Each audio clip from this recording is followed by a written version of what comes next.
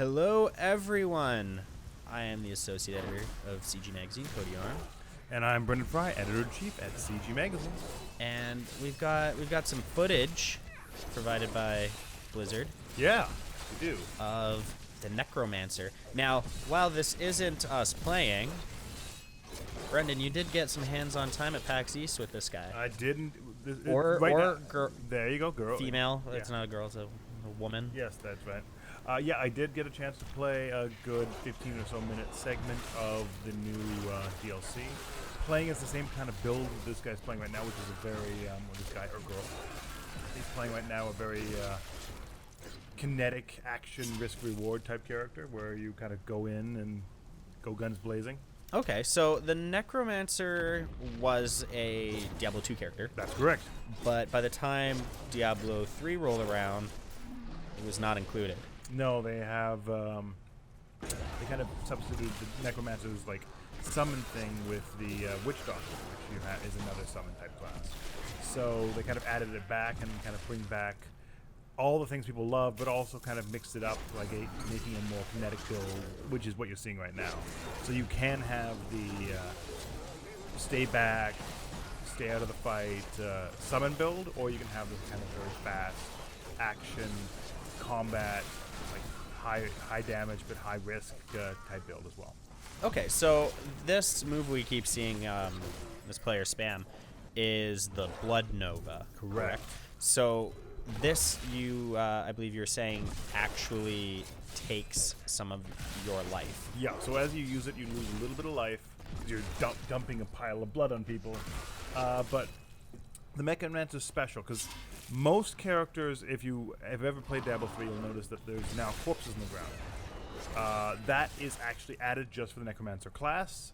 So what the Necromancer can do is he can use these dead bodies for summoning, life, magic, rejuvenation, whatever. But as you kind of saw right back there, they can use the corpses to regain life, regain the mana, and so that you have to constantly know and use your skills as you go into the battle, because you are a squishy character, you will die, but if you know how to utilize your skills, you'll keep maintaining that life, and that keeps you go forward. Okay, so speaking of summoning, you got a little buddy there. I do, the Blood Golem. Steve the Blood Golem. Mm-hmm. So was he summoned from a corpse, or is that a different spell? It's that is one of your summon type abilities you get. So you can have a Blood Golem, you can have a series of skeletons. This build has a Blood Golem, which is a more beastie, kind of bulky, broody character. So it kind of gives you a bit of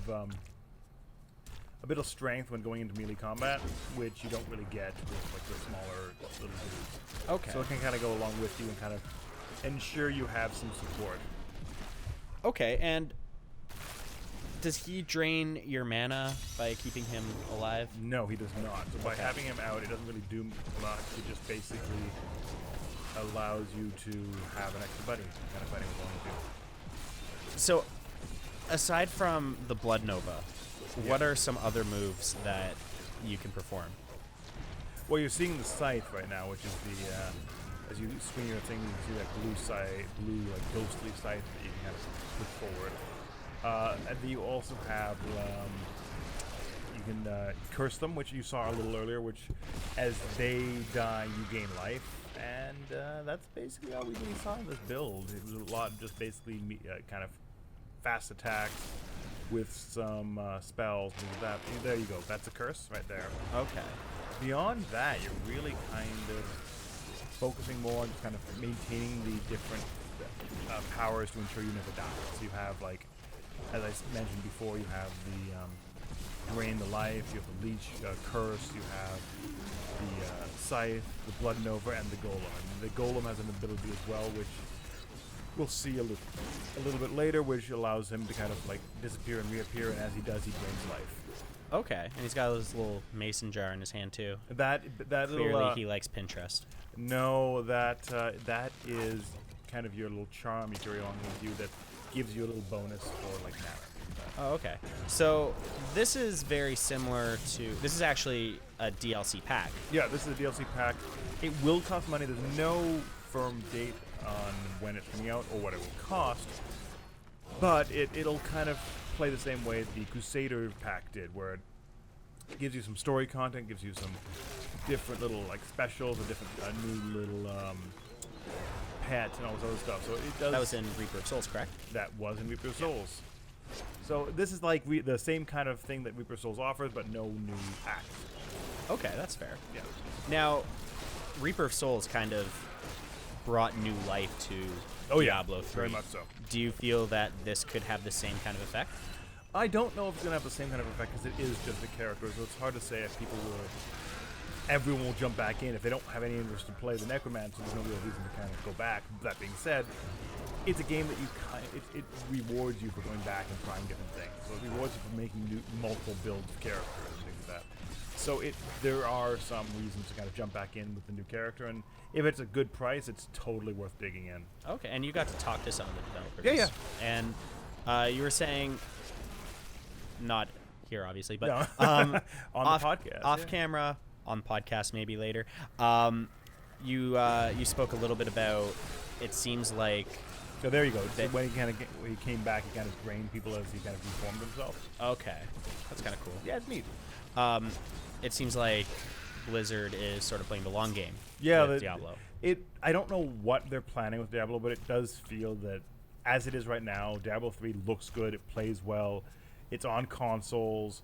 It's optimized really well for all those platforms. So as it keeps going forward, if they kind of did this sort of DLC plan, I could see it working. They've only really committed to this, but they've also committed to the seasons and all the other free updates they already have going on in the game. So as they keep pushing forward with this game and these kind of free packs, I could see this game lasting an indefinite length of time. Although it's hard to say if Blizzard will eventually release Diablo 4 or what they have planned in that front. But as of right now, Diablo as a platform is looking good. I mean, historically speaking, Blizzard doesn't really. They don't rush it. Yeah. So I mean, it's probably safe to say.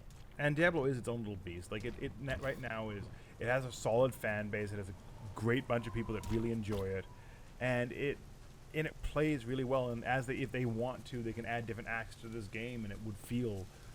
They wouldn't need to change much. They wouldn't need to optimize the graphics. It still looks good, even though the game came out in 2012. So. Yeah, that's a very good point. It does look and play very well, despite releasing almost 5 years. 5 years ago, yeah. Not almost 5 years ago, exactly 5 years ago.